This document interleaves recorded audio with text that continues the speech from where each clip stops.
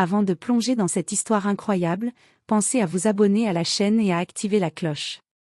Ici, chaque récit a quelque chose à dire, et vous ne voudrez pas en manquer un seul. Le jour touchait à sa fin au sommet du Skyline Tower, un gratte-ciel prestigieux dominant Manhattan. À l'étage 57, là où chaque détail respirait le luxe, du marbre poli aux tableaux modernes accrochés au mur, se tenait une réunion décisive orchestrée par Jonathan Miller, multimillionnaire reconnu pour son ego surdimensionné. Ce soir-là, Jonathan était particulièrement en forme. Il aimait entendre sa propre voix résonner dans la salle de conférence, vaste, lumineuse, décorée comme un musée privé. Il passait du rire bruyant aux remarques arrogantes, savourant chaque occasion de rappeler à ses invités qu'il était l'homme le plus brillant de la pièce. Pourtant, derrière cette façade d'assurance, Jonathan vivait dans une peur discrète mais constante, celle d'être dépassé, exposé, pris au dépourvu. Une peur qu'il dissimulait sous une couche épaisse de mépris et de certitude. Pendant qu'il gesticulait devant un écran géant affichant des chiffres et des projections, Isabella Reyes, femme de ménage d'origine modeste, nettoyait silencieusement au fond de la salle. Elle avançait avec une discrétion presque invisible, essuyant une table ici, ramassant un papier là, toujours attentive à ne pas perturber les « grands de ce monde ». Son uniforme bleu foncé contrastait avec l'ambiance luxueuse du lieu, mais ses yeux sombres, calmes et observateurs, dégageaient une profondeur que personne ne remarquait. Lorsque Jonathan termina sa présentation, un investisseur étranger, assis à droite, leva la main et posa une question, dans une langue que personne ne comprit. L'expression de Jonathan se figea. Son sourire se crispa.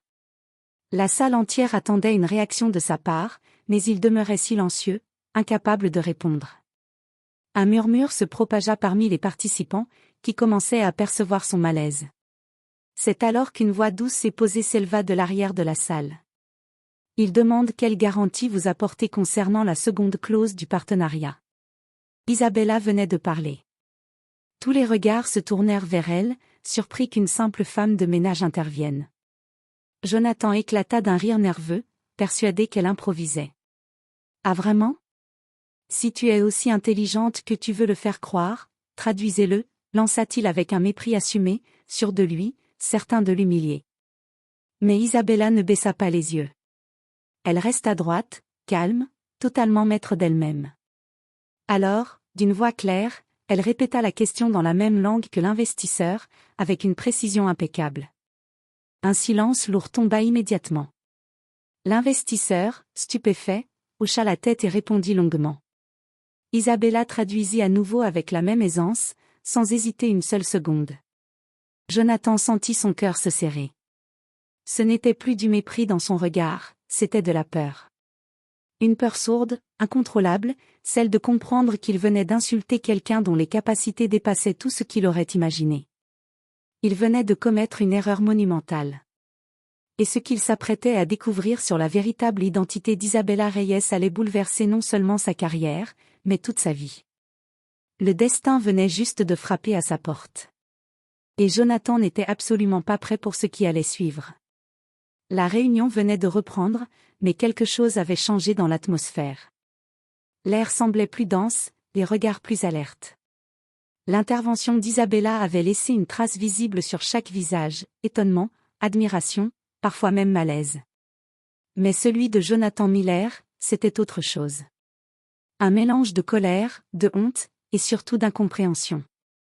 Comment une femme de ménage pouvait-elle parler une langue que même lui, diplômé des meilleures écoles, ne comprenait pas?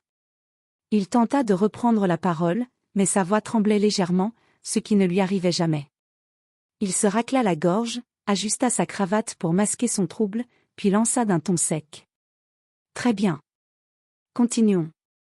Mais personne ne semblait réellement l'écouter. Les yeux retournaient discrètement vers Isabella, debout près d'un chariot de nettoyage, les mains serrées sur le manche de sa serpillière, comme si elle cherchait à redevenir invisible. Pourtant, cette invisibilité venait de se briser pour de bon. Un des investisseurs, un homme plus âgé nommé Robert Henderson, s'adressa directement à elle. « Mademoiselle, vous parlez cette langue depuis longtemps ?» Isabella releva la tête, surprise que quelqu'un lui parle avec respect. « Depuis que je suis enfant », répondit-elle simplement. Jonathan bouillait intérieurement. Ce n'était pas possible. Comment cette femme, payée pour nettoyer ses sols, pouvait-elle attirer l'attention de ses invités au détriment de lui, le directeur, le maître des lieux? Pour reprendre le contrôle, il fit claquer ses mains et déclara. Elle a eu de la chance. Je suis sûr qu'elle connaissait juste quelques mots. Ce n'est rien. Mais même lui n'y croyait pas. Il sentit les regards sceptiques se poser sur lui. Isabella, cependant, ne réagit pas. Elle ne chercha ni à se défendre ni à se justifier. Elle poursuivit simplement son travail, comme si cette scène n'avait aucune importance pour elle. Pourtant, au fond d'elle, son cœur battait à toute vitesse. Car elle savait que son intervention venait de rompre l'équilibre fragile qu'elle s'était construit. Elle n'aimait pas attirer l'attention. Elle n'aimait pas les regards insistants. Elle préférait rester dans l'ombre, loin des projecteurs, et encore plus loin des questions. Mais ce soir-là, elle avait simplement voulu éviter que Jonathan ne se ridiculise davantage devant ses propres invités. Et voilà que tout avait dérapé. Lorsque la réunion prit fin, certains investisseurs vinrent discrètement la remercier. Jonathan, lui, resta en retrait, observant la scène avec une colère silencieuse. Il s'approcha finalement d'elle, le visage tendu. « D'où est-ce que tu connais cette langue ?» demanda-t-il d'une voix froide. Isabella rangea calmement ses produits, sans croiser son regard. « Ce n'est pas important, monsieur Miller. »« Si, ça l'est, » insista-t-il. « Dans mon entreprise, je veux savoir qui travaille pour moi. » Elle se contenta de répondre doucement. « Vous avez des informations sur tout le monde ici. Mais certaines choses ne vous regardent pas. » Une phrase simple, mais qui résonna comme une gifle. Jonathan sentit son ego s'effondrer un peu plus. Personne ne lui parlait comme ça. Personne. Pendant un instant, il eut envie de la renvoyer sur le champ. De lui faire regretter ce qu'il percevait comme un affront. Mais quelque chose l'en empêcha, la peur. Une peur confuse, irrationnelle, qui lui serrait la gorge. Il avait la sensation étrange que cette femme pouvait briser bien plus que son orgueil, qu'elle détenait quelque chose qu'il ne comprenait pas encore. Isabella, elle, s'éloigna sans attendre une réponse, traversant le long couloir vitré qui menait aux ascenseurs. Et Jonathan, resté seul dans la salle vide, sentit pour la première fois depuis longtemps qu'il n'était pas maître de la situation. Le lendemain matin, le siège de Miller Global Holdings vibrait d'une agitation inhabituelle. Des murmures circulaient dans les couloirs vitrés, se faufilaient entre les bureaux minimalistes, se glissaient jusqu'au dernier étage. C'est la femme de ménage, elle a parlé comme une diplomate. Même l'investisseur a dit qu'elle maîtrisait parfaitement la langue. Jonathan Miller, déjà sur les nerfs, les entendait tous. Et plus les rumeurs se propageaient, plus la colère se mêlait à une étrange crainte, étranglant sa fierté. Ce matin-là, il arriva au bureau plus tôt que d'habitude. Son pas était rapide, déterminé, presque agressif, comme s'il tentait de chasser les pensées qui l'obsédaient depuis la veille. Il ouvrit violemment la porte de son bureau. Sur son fauteuil, impeccablement installé, se trouvait une enveloppe blanche. C'était inhabituel, personne ne déposait jamais quoi que ce soit sur son siège sans son autorisation. Sur l'enveloppe, à l'attention de M. Miller, écrit d'une écriture fine et soignée. Il la déchira immédiatement. À l'intérieur, une simple feuille. Une note courte. Quelques lignes seulement. L'incident d'hier ne doit pas se reproduire. Nous avons déjà signalé nos inquiétudes par le passé. Votre comportement met certaines opérations en péril. Prenez vos responsabilités. Aucune signature. Aucun logo. Aucun indice. Jonathan sentit son estomac se tordre. Cette lettre, ce ton, il le connaissait. Cela venait du comité d'investissement privé, un groupe puissant que même lui ne contrôlait pas. Un groupe capable de faire ou défaire des fortunes du jour au lendemain. Et il lui faisait clairement comprendre qu'il avait dépassé une limite. Mais pourquoi mêler l'incident d'hier à des opérations en péril? Quel rapport entre Isabella et les intérêts financiers du comité? C'est à ce moment-là qu'on frappa doucement à sa porte. Jonathan sursauta. Il posa la lettre, prit une profonde inspiration et tenta de reprendre son sang-froid. Entrez. La porte s'ouvrit. Isabella entra, son uniforme bleu impeccable, son visage calme, presque trop calme pour quelqu'un qui avait été au centre de toutes les discussions de l'entreprise. « Je viens nettoyer votre bureau », dit-elle d'une voix posée. Jonathan la fixa longuement. Il aurait voulu voir de la peur dans ses yeux, un signe qu'elle savait qu'elle avait fait une erreur. Mais il n'y vit rien de tel. Juste une tranquillité troublante. « Isabella, dit-il soudain. Hier, ce que vous avez fait, ce n'était pas normal. » Elle ne répondit pas. Elle continua simplement à essuyer une table, comme si cette conversation n'avait aucun poids. « Vous êtes qui, exactement ?» insista-t-il. Elle s'arrêta. Tourna la tête. Le regarda droit dans les yeux. « Je suis exactement ce que vous croyez que je suis, Monsieur Miller. Une femme de ménage. » Cette phrase aurait pu sembler humble, mais elle sonnait comme une énigme. Jonathan s'approcha, baissant légèrement la voix. « Personne ici ne parle cette langue. Et vous l'avez maîtrisée comme si vous aviez passé votre vie à l'étudier. » Isabella hésita un instant. Puis elle reprit son travail sans répondre. Jonathan sentit la frustration monter. Il devait savoir. Il devait comprendre. Vous cachez quelque chose. Et je vais découvrir quoi. Elle se redressa lentement. Ses yeux sombres étaient calmes, mais une lueur y passa, une lueur que Jonathan n'avait jamais vue chez elle. Monsieur Miller, certaines vérités ne sont pas faites pour tout le monde. Et certaines personnes devraient apprendre à ne pas poser de questions auxquelles ils ne sont pas prêts à entendre la réponse. Puis elle quitta la pièce, laissant Jonathan seul, glacé, la lettre mystérieuse dans les mains. Pour la première fois, il sentit que le sol sous ses pieds n'était plus stable.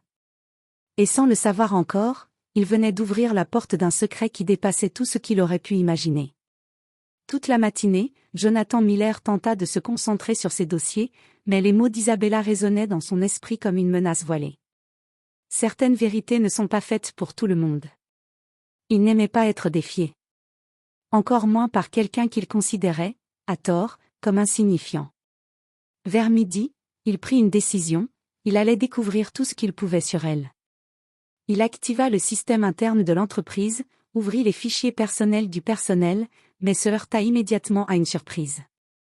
Le dossier d'Isabella Reyes était vide. Pas totalement, mais presque. Les informations étaient ridiculement maigres. Nom. Âge approximatif. Poste. Adresse d'un petit quartier modeste de Brooklyn. Aucune référence. Aucun antécédent. Aucun document scolaire. Aucune trace numérique. Comme si quelqu'un avait volontairement effacé son passé. Jonathan fronça les sourcils. Même les agents temporaires avaient des dossiers plus complets. Mais elle, non. Alors il prit une décision encore plus risquée. Ouvrir les archives centrales, un système auquel seuls les cadres exécutifs avaient accès. Il lança une recherche. Reyes, Isabella. Le système répondit. Accès refusé. Niveau d'autorisation insuffisant. Il resta figé. Un employé de ménage nécessitait un niveau d'autorisation supérieur au sien? Ce n'était plus normal. Ce n'était plus logique. Il se leva d'un bond, la mâchoire serrée, et se dirigea vers le bureau de Benjamin Hart, son directeur informatique, un homme discret mais brillant, celui qui connaissait chaque ligne de code comme sa propre signature. Lorsque Jonathan entra sans frapper, Benjamin sursauta. « J'ai besoin de toi, immédiatement », dit Jonathan d'un ton qui n'admettait aucune discussion. Benjamin hocha la tête, inquiet. « Qu'est-ce qu'il se passe ? » « Il y a un dossier auquel je ne peux pas accéder. Je veux que tu l'ouvres pour moi. » Benjamin pâlit légèrement. « Quel dossier ? » Jonathan prononça le nom. Et Benjamin resta silencieux. Trop silencieux. « Tu veux accéder au dossier d'Isabella Reyes ? » Jonathan fronça les sourcils. « Oui. Où est le problème ? » Le directeur informatique inspira profondément, comme s'il s'apprêtait à entrer dans un territoire qu'il avait juré d'éviter. « Monsieur Miller, ce dossier est protégé par un protocole que même moi je n'ai pas le droit de contourner. » Jonathan se figea. « Pardon ? » Benjamin se pinça les lèvres. « Il est classé dans la catégorie. Sécurité confidentielle niveau noir. Le cœur de Jonathan fit un bond. Cette catégorie n'existait normalement que pour des agents gouvernementaux infiltrés, des témoins protégés, des personnes impliquées dans des opérations internationales sensibles. Pas pour une femme de ménage. Je veux que tu l'ouvres, répéta Jonathan, plus fermement.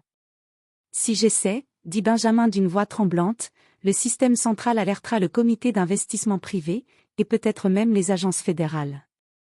Ce n'est pas un simple dossier. C'est un dossier verrouillé par l'État.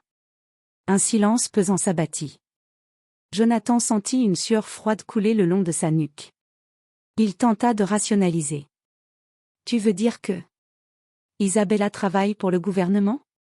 Ou qu'elle est sous protection d'État, répondit Benjamin. Dans les deux cas, ce n'est pas quelqu'un à provoquer. Jonathan recula d'un pas, le souffle court. Il repensa à son comportement de la veille. À sa moquerie. À ses paroles humiliantes. À son arrogance. Il avait peut-être humilié devant des témoins, une femme dont l'identité réelle était suffisamment importante pour être classée secret défense. Son estomac se tordit. Benjamin ajouta d'une voix plus basse. Jonathan, vous devriez laisser tomber. Certaines personnes ne sont pas ce qu'elles paraissent. Et celle-ci, elle est dangereusement protégée. Jonathan resta pétrifié. Pour la première fois, il comprenait, Isabella n'était pas un simple mystère. Elle était une énigme enveloppée dans un secret, entourée d'un réseau d'autorités puissantes. Et lui, dans toute son arrogance, avait foncé tête baissée vers un terrain où il n'était pas invité. La journée touchait à sa fin lorsque Jonathan décida de descendre jusqu'au niveau des services internes, là où travaillaient les équipes de nettoyage. Il n'y allait jamais. Personne, parmi les dirigeants, n'y allait. C'était un monde parallèle, un étage silencieux, sans marbre ni verre poli, où les murs défraîchis contrastaient brutalement avec les étages supérieurs. Il marcha dans le couloir étroit, ses pas résonnant comme un intrus. Certains employés le regardèrent avec étonnement, d'autres détournèrent les yeux immédiatement, intimidés. Mais Jonathan ne voyait rien de tout cela. Il n'avait qu'un objectif, trouver Isabella. Il arriva devant la petite salle où elle rangeait habituellement son chariot. La porte était entr'ouverte. Il poussa doucement, et son cœur se serra. Isabella était là. Assise sur une chaise en plastique, tête baissée, tenant entre ses mains une vieille photo. Lorsque Jonathan fit un pas, le plancher grinça et elle releva brusquement la tête, glissant instinctivement la photo dans sa poche. Cette réaction, ce réflexe de protection, confirma son intuition. Elle avait un secret. Isabella, dit-il d'une voix plus douce que d'habitude. Je dois vous parler. Elle resta silencieuse, le regard méfiant. Jonathan chercha ses mots. Hier, je me suis comporté comme un imbécile, commença-t-il. Je le reconnais. Je veux simplement comprendre. Je veux savoir qui vous êtes vraiment. Elle ne bougea pas. Son expression restait calme, mais ses yeux trahissaient une fatigue profonde. Vous ne devriez pas chercher, répondit-elle. Pas là où vous cherchez. Pourquoi, demanda-t-il. Isabella inspira lentement, comme quelqu'un qui acceptait enfin de lâcher un fragment de vérité. Parce que cette vie, cette identité, n'est pas celle que j'ai choisie. Elle est celle qu'on m'a imposée. Jonathan sentit un frisson parcourir son dos. Alors, qui étiez-vous? Elle releva doucement les yeux vers lui. Son regard était si intense qu'il en oublia de respirer un instant. Avant d'être femme de ménage ici, j'étais linguiste spécialisée en analyse stratégique pour une agence que je ne peux pas nommer. Une équipe secrète, chargée d'intercepter, analyser et traduire des communications provenant de zones sensibles. Jonathan resta bouche bée. Elle continua, d'une voix faible mais déterminée. J'ai été témoin de choses dangereuses. J'ai vu des informations que personne ne devait voir. Cela a mis ma famille en danger. Alors ils m'ont donné une nouvelle identité, un nouveau rôle, loin de tout. Et vous êtes devenue femme de ménage? Murmura Jonathan. C'était la seule façon de me faire disparaître aux yeux du monde. Jonathan chancela sous le poids de cette révélation. Il comprenait enfin pourquoi son dossier était inaccessible. Pourquoi le comité surveillait ses moindres actions? Pourquoi eux, les intouchables, semblaient craindre la moindre erreur? Mais, pourquoi être revenu ici? Pourquoi dans mon entreprise, demanda-t-il. Isabella serra les poings. Parce que l'un de vos projets transite par un réseau étranger lié aux personnes qui ont voulu me faire taire. Je devais surveiller discrètement les interactions, vos réunions, vos contacts. Vous étiez en mission? Elle hocha la tête. Une mission qui n'aurait jamais dû attirer l'attention. Et hier, vous m'avez forcé à sortir de l'ombre. Jonathan sentit une vague de culpabilité l'envahir. Je ne savais pas. Je voulais seulement me rabaisser, dit-elle simplement. Il baissa les yeux. Elle avait raison. Son ego avait parlé à sa place. Alors qu'il tentait de trouver une réponse, un bruit sec résonna dans le couloir. Jonathan et Isabella se tournèrent. Un homme en costume sombre venait d'apparaître au bout du couloir. Un homme que Jonathan connaissait, mais qu'il n'aurait jamais imaginé voir ici. Robert Henderson, l'investisseur présent la veille, celui à qui Isabella avait traduit la question. Mais cette fois, son visage n'affichait plus de politesse diplomatique. Il était froid. Impassible. Presque menaçant. Isabella Reyes, dit-il d'une voix glaciale. Vous deviez rester discrète. Vous avez mis la mission en danger. Isabella pâlit. Jonathan comprit instantanément.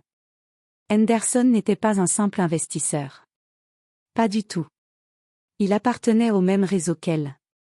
Peut-être même à une agence encore plus puissante. Henderson s'avança lentement, son regard froid fixé sur Isabella. Nous devons parler. Maintenant. Avant que les choses n'aillent plus loin. Jonathan s'interposa instinctivement, poussé par une force qu'il ne se connaissait pas. Attendez. Elle n'a rien fait de mal. C'est moi qui... Tais-toi, Jonathan, coupa Henderson sans effort. Tu ne comprends pas l'ampleur de ce qui se joue. Isabella déglutit, résignée. Laissez-le, Robert. Il a déjà assez vu. Henderson leva un sourcil. Il en sait trop, justement. Le silence se fit. Un silence lourd. Un silence qui sentait la menace. Et Jonathan réalisa qu'il venait d'être entraîné dans quelque chose qui dépassait son monde, ses milliards, et même son entreprise. Il était entré, sans le vouloir, dans l'univers secret d'Isabella Reyes. Un univers où la moindre erreur pouvait coûter la vie.